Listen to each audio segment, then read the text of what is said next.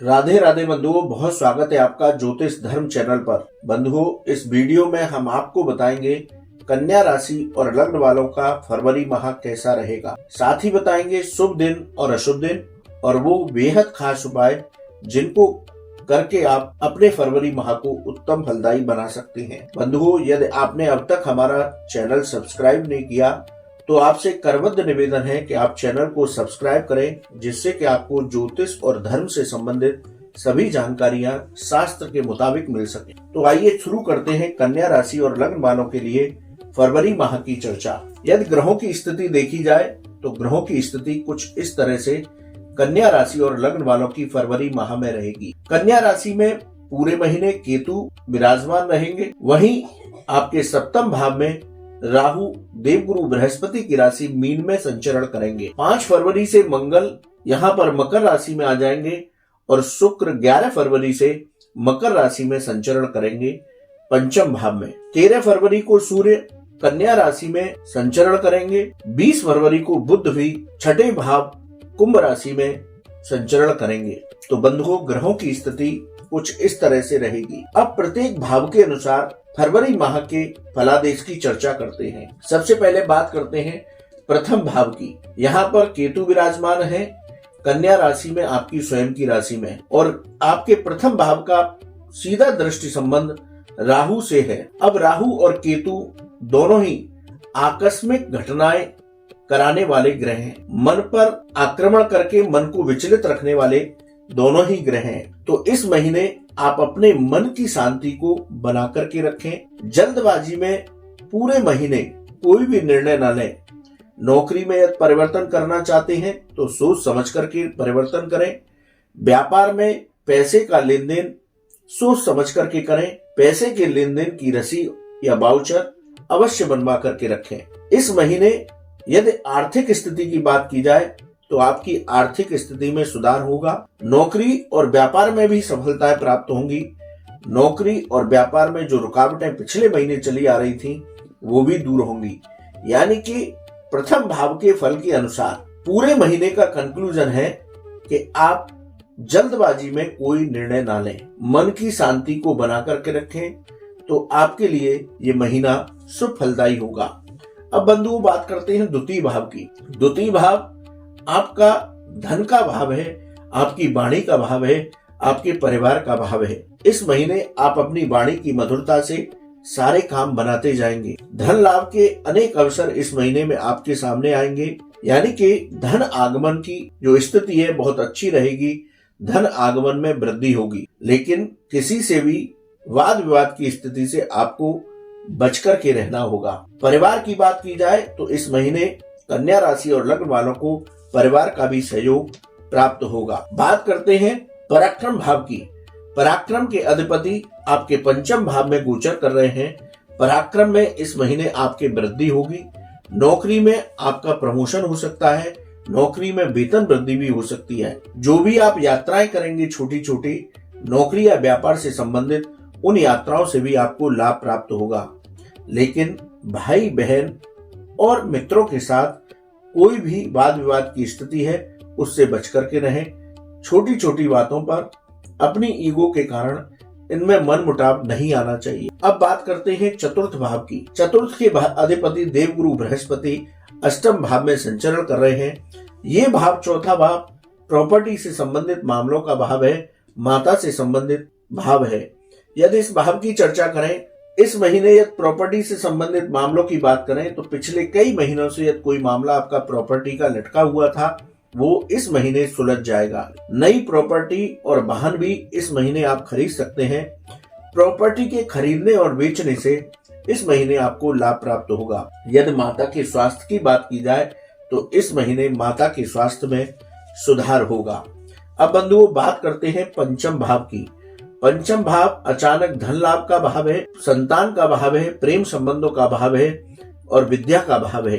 यदि इस भाव की चर्चा की जाए तो स्टॉक मार्केट से आपको लाभ हो सकता है। शेयर बाजार में आप निवेश करते हैं तो आपको लाभ हो सकता है, लेकिन दोनों ही जगहों पर कोई भी जल्दबाजी में निर्णय नहीं लेना। विद्यार्थी वर्ग को इस महीने सफलताएं मिलेंगी। प्रेम संबंधों में थोड़ी सी खटास आ सकती है, इसलिए प्रेम संबंधों को अपने को संभाल करके रखें। बात करते हैं आपके छठे भाव की। रोग, ऋण और शत्रुओं का भाव है छठा भाव। तो हड्डियों से संबंधित रोग आपको इस महीने परेशान कर सकते हैं, तो थोड़ा संभल करके रहें। जिनको अर्थराइटिस वगैरह की परेशानी है वे अपनी दवाइयां समय पर लें। इस महीने हम शुरू से ही कहते आ रहे हैं कि आपकी आर्थिक स्थिति में सुधार होगा, इसलिए अपने धन का सामंजस्य ऐसा करें कि कर्ज लेने की स्थिति से बचें। वहीं आपने कोई लोन या कर्ज ले रखा है तो उसको चुकाने का प्रयास करें। शत्रु पक्ष से इस महीने सावधान रहना है। आपको वाद विवाद की स्थितियों से बच करके रहना है। बंधुओं, बात करते हैं सप्तम भाव की। सप्तम भाव आपके गृहस्थ जीवन, व्यापार और व्यापारिक साझेदारियों का भाव है। यहाँ पर राहु विराजमान है। राहु आपके गृहस्थ पक्ष से वैचारिक मतभेद करा सकते हैं, इसलिए जीवन साथी के साथ वाद विवाद की स्थितियों से बचकर रहें। व्यापार में कोई निर्णय लेते हैं तो सोच समझ करके निर्णय लें। व्यापार में कोई भी साझेदारी करना चाहते हैं नहीं तो बहुत सोच समझ कर आगे बढ़ें। वहीं यदि आपकी कोई साझेदारी चल रही है तो अपने साझेदार के साथ वाद विवाद की स्थितियों से इस महीने बचकर रहना होगा। बंधुओं, बात करते हैं अष्टम भाव की। अष्टम भाव अचानक घटनाओं का भाव है। रिसर्च और विदेश संबंधी मामलों का भाव है। अष्टम भाव के फलों के अनुसार आप व्यर्थ की चिंताओं को मन पर हावी न होने दें। रिसर्च से जो लोग जुड़े हुए हैं उनको सफलताएं प्राप्त होंगी और विदेश संबंधी मामले जिनमें पिछले महीने काफी धीमापन था उनमें आपको तेजी दिखाई पड़ेगी। बात करते हैं नवम भाव की। नवम भाव भाग्य, आपकी उच्च शिक्षा और धार्मिक कार्यों का भाव है। इस महीने यदि हम बात करें तो कर्म और भाग्य दोनों का साथ आपके साथ होगा। उच्च शिक्षा से जो छात्र जुड़े हुए हैं उनको सफलताएं मिलेंगी। इस महीने धार्मिक कार्यों में आपका मन लगेगा। आपकी कोई धार्मिक यात्रा भी हो सकती है। बंधुओं, बात करते हैं दसम भाव की। दसम भाव आपके रोजगार का भाव है, पिता का भाव है। इस महीने यदि हम देखें तो नौकरी और व्यापार की रुकावटें आपकी सारी दूर रहेंगी। जो बाधाएं पिछले महीने चली आ रही थी अब वो दिखाई देने नहीं मिलेगी। नौकरी में प्रमोशन और वेतन वृद्धि हो सकती है।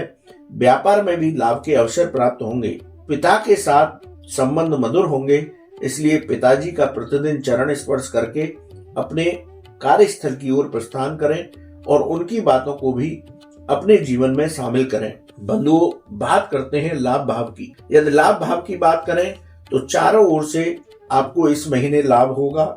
नौकरी और व्यापार दोनों में ही आपको अनेक लाभ के अवसर प्राप्त होंगे। हर ओर से आपको सफलताएं प्राप्त होंगी।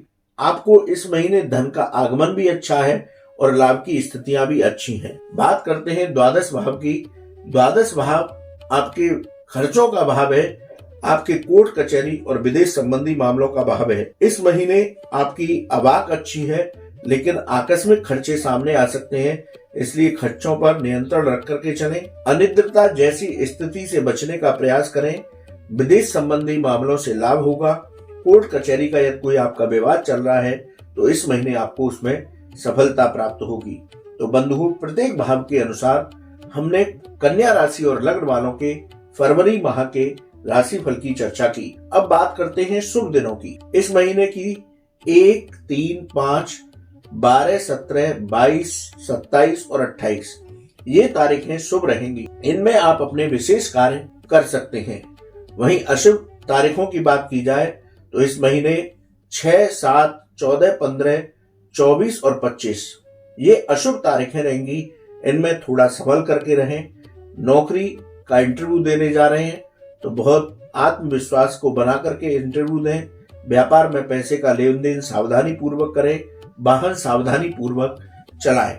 तो कन्या राशि और लग्न वालों का फरवरी माह उत्तम होगा।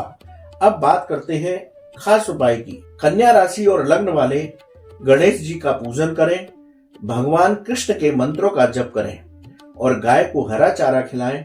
तो फरवरी माह की जो भी रुकावटें हैं विघ्नहर्ता गणपति और भगवान कृष्ण की कृपा से दूर हो जाएंगी। बंधुओं, आपको ये वीडियो कैसा लगा आप कमेंट बॉक्स में लिखें। यदि आपका कोई सवाल है तो आप हमारे व्हाट्सएप नंबर पर लिखें, हम उसका जवाब अवश्य देंगे। राधे राधे।